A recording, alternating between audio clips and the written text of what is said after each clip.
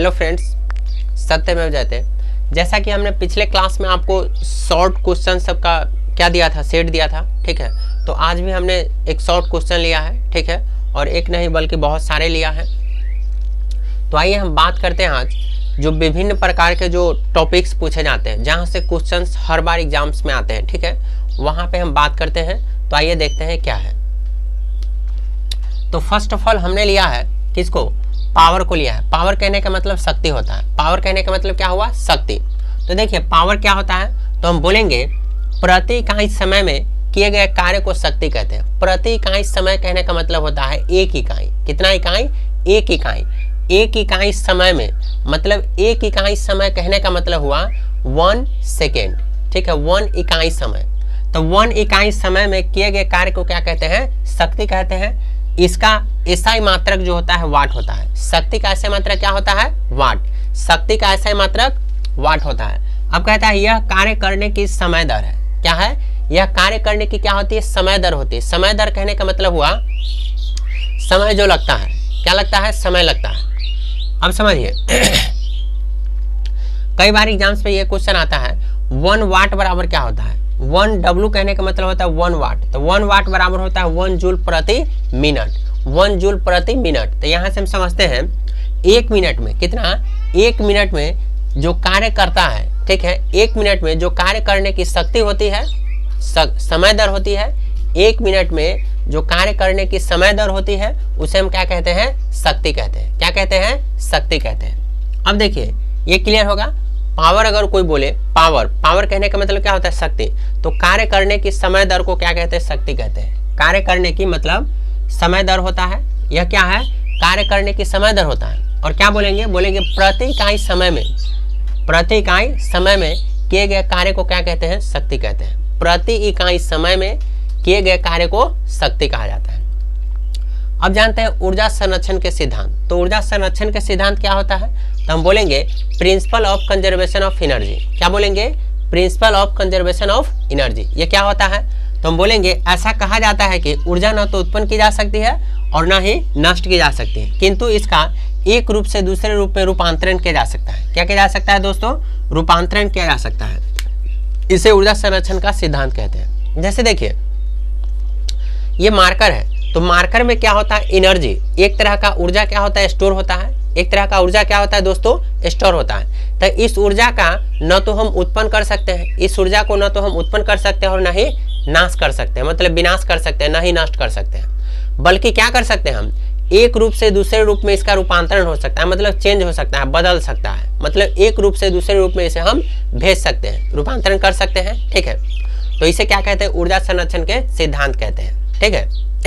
जैसे मान लीजिए इस मार्कर में इंक फिल होता है, भरा होता है, ठीक है। तो इसका क्या होता है, नाश नहीं होता है, बल्कि एक रूप से दूसरे रूप में ये क्या होता है, रूपांतरण होते रहता है। तो ऐसे ही ब्रह्मांड में जितने तरह की ऊर्जा है वो उस सब को ना तो हम उत्पन्न कर सकते हैं और ना ही उसे नाश कर सकते हैं। उसे क्या कर सकते हैं, एक रूप से दूसरे रूप में उसे परिवर्तन कर सकते हैं या रूपांतरण कर सकते हैं, कन्वर्ट कर सकते हैं, ठीक है। तो ये आपका ऊर्जा संरक्षण के सिद्धांत हो गया।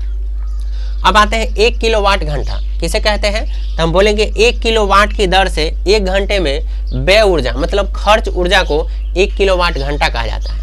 1 किलोवाट घंटा बराबर होता है 3.6 गुने 10 के पावर 6 जूल होता है। क्या होता है, 1 किलोवाट बराबर क्या होता है, 3.6 गुने 10 के पावर 6 जूल होता है। तो 1 किलोवाट किसे कहेंगे, तो हम बोलेंगे 1 किलोवाट की दर से, 1 किलोवाट की दर से 1 घंटे में व्यय ऊर्जा को, 1 किलोवाट की दर से 1 घंटे में, 1 किलोवाट की दर से 1 घंटे में व्यय ऊर्जा को क्या कहेंगे, 1 किलोवाट घंटा कहते हैं। तो 1 किलोवाट घंटा बराबर होता है 3.6 गुने 10 के पावर 6 जूल होता है। 3.6 गुने 10 के पावर 6 जूल होता है। अब जानते हैं ध्वनि। ध्वनि वस्तु के कंपन के कारण उत्पन्न होती है। जब भी ध्वनि उत्पन्न होती है तो क्या वस्तु कंपमान होगा या वस्तु कंपन करेगा तो ही ध्वनि उत्पन्न होगा। जैसे हम बोलते हैं तो क्या कंपन करता है, क्या होता है, कंपन होता है। तो कंपन के कारण क्या होता है, ध्वनि उत्पन्न होती है। जैसे दुनिया में जितने भी सबस्टांस है, जितने भी पदार्थ है, जितने भी बॉडीज है, तो वे सारा क्या है, कंपमान होते हैं। कंपमान होंगे तभी क्या होगा, ध्वनि उससे उत्पन्न होगा, तभी ध्वनि निकलेगी, तभी आवाज आपको सुनाई देगी। तब प्रत्येक वस्तु कंपमान होते हैं ठीक है, तभी आपको वो ध्वनि उत्पन्न कर पाते हैं। जितने भी वस्तु जो कंपमान नहीं होंगे वे ध्वनि उत्पन्न नहीं करेंगे। चलिए ये क्लियर होगा। अब बोलेंगे ध्वनि वस्तु के कंपन के कारण उत्पन्न होती है, इसे अंडरलाइन कर लीजिएगा। अब है यांत्रिक तरंग के साथ, क्या बोलेंगे, यांत्रिक तरंग के साथ माध्यम में एक स्थान से दूसरे स्थान तक ऊर्जा का अंतरण होता है। क्या होता है, अंतरण होता है, समझिएगा। यांत्रिक तरंग के साथ माध्यम में एक स्थान से दूसरे स्थान तक, मतलब कोई भी माध्यम होगा तो उसमें एक स्थान से दूसरे स्थान तक किस चीज का अंतरण होता है, तो ऊर्जा का अंतरण होता है। किसका अंतरण होता है दोस्तों, तो ऊर्जा का अंतरण होगा। किसका होगा, ऊर्जा का। अब समझते हैं प्रयोग में पर्दा का उपयोग क्यों होता है।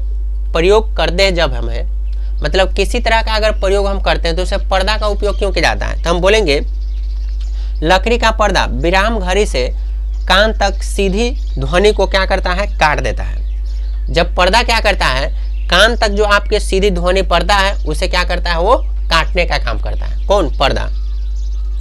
हवा में ध्वनि की चाल लगभग कितना होता है, 332 मीटर प्रति सेकेंड होता है। किस पे, 0 डिग्री सेल्सियस ताप पे होता है। किस पे होता है, 0 डिग्री सेल्सियस ताप पे। हवा में ध्वनि की चाल क्या होती है, हवा में ध्वनि की चाल लगभग कितना होता है, 332 मीटर प्रति सेकेंड होता है। मतलब एक सेकेंड में 332 मीटर ध्वनि चल देता है। कब, जब 0 डिग्री सेल्सियस ताप होता है तब। तो उम्मीद करते हैं आपको समझ में आया होगा।